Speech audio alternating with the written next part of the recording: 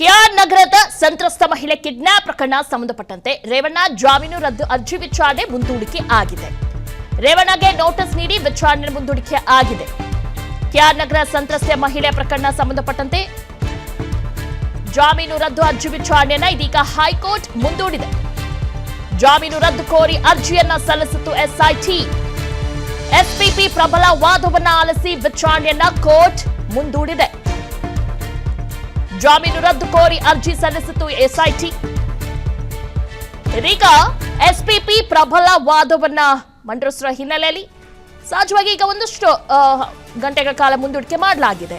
ರೇವಣ್ಣ ಜಾಮೀನು ರದ್ದು ಅರ್ಜಿ ವಿಚಾರಣೆ ಮುಂದೂಡಿಕೆ ಆಗಿದೆ. ರೇವಣ್ಣಗೆ ನೋಟಿಸ್ ನೀಡಿ ವಿಚಾರಣೆ ಮುಂದೂಡಿಕೆ ಆಗಿದೆ. ಒಂದು ಕಡೆ ಇವತ್ತು ಭವಾನಿ ರೇವಣ್ಣ ಅವರ ಜಾಮೀನು ಅರ್ಜಿ ಭವಿಷ್ಯ ನಿರ್ಧಾರವಾಗುತ್ತೆ. 2:45ಕ್ಕೆ ಮತ್ತೊಮ್ಮೆ ಜಾಮೀನು ಅರ್ಜಿಗಾಗಲೇ ವಾದವನ್ನ ಮಂಡಿಸಿದ್ದಾರೆ ಎರಡೂ ಕಡೆ ವಕೀಲರು.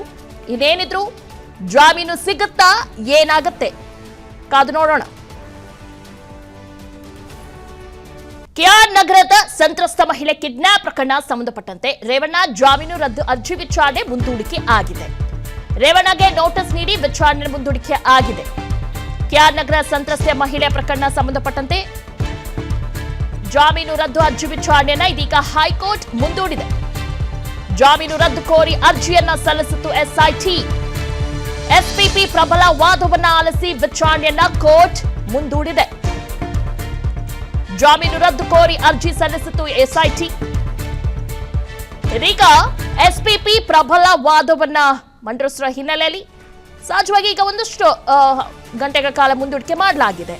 ರೇವಣ್ಣ ಜಾಮೀನು ರದ್ದು ಅರ್ಜಿ ವಿಚಾರಣೆ ಮುಂದೂಡಿಕೆ ಆಗಿದೆ. ರೇವಣ್ಣಗೆ ನೋಟಿಸ್ ನೀಡಿ ವಿಚಾರಣೆ ಮುಂದೂಡಿಕೆ ಆಗಿದೆ. ಒಂದು ಕಡೆ ಇವತ್ತು ಭವಾನಿ ರೇವಣ್ಣ ಅವರ ಜಾಮೀನು ಅರ್ಜಿ ಭವಿಷ್ಯ ನಿರ್ಧಾರವಾಗುತ್ತೆ. 2:45ಕ್ಕೆ ಮತ್ತೊಮ್ಮೆ ಜಾಮೀನು ಅರ್ಜಿಗಾಗಲೇ ವಾದವನ್ನ ಮಂಡಿಸಿದ್ದಾರೆ ಎರಡೂ ಕಡೆ ವಕೀಲರು. ಇದೇನಿದ್ರು ಜಾಮೀನು ಸಿಗುತ್ತಾ, ಏನಾಗುತ್ತೆ ಕಾದು ನೋಡೋಣ. ಕೆಆರ್ ನಗರದ ಸಂತ್ರಸ್ತ ಮಹಿಳೆ ಕಿಡ್ನಾಪ್ ಪ್ರಕರಣ ಸಂಬಂಧಪಟ್ಟಂತೆ ರೇವಣ್ಣ ಜಾಮೀನು ರದ್ದು ಅರ್ಜಿ ವಿಚಾರಣೆ ಮುಂದೂಡಿಕೆ ಆಗಿದೆ. ರೇವಣ್ಣಗೆ ನೋಟಿಸ್ ನೀಡಿ ವಿಚಾರಣೆ ಮುಂದೂಡಿಕೆ ಆಗಿದೆ. ಕೆಆರ್ ನಗರ ಸಂತ್ರಸ್ತ ಮಹಿಳೆ ಪ್ರಕರಣ ಸಂಬಂಧಪಟ್ಟಂತೆ ಜಾಮೀನು ರದ್ದು ಅರ್ಜಿ ವಿಚಾರಣೆಯನ್ನ ಇದೀಗ ಹೈಕೋರ್ಟ್ ಮುಂದೂಡಿದೆ.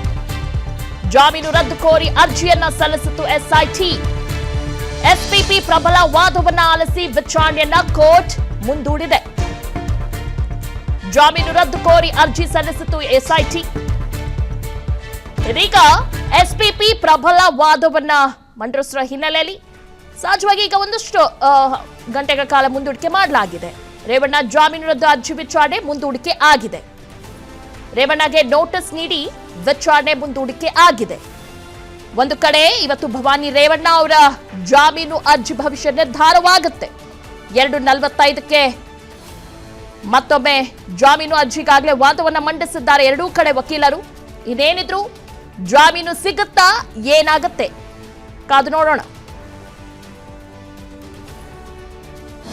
ಅನುಕ್ಷಣದ ಸುದ್ದಿಗಳಿಗಾಗಿ ವಿಸ್ತಾರ ನ್ಯೂಸ್ ಯೂಟ್ಯೂಬ್ ಚಾನೆಲ್ ಸಬ್ಸ್ಕ್ರೈಬ್ ಮಾಡಿ.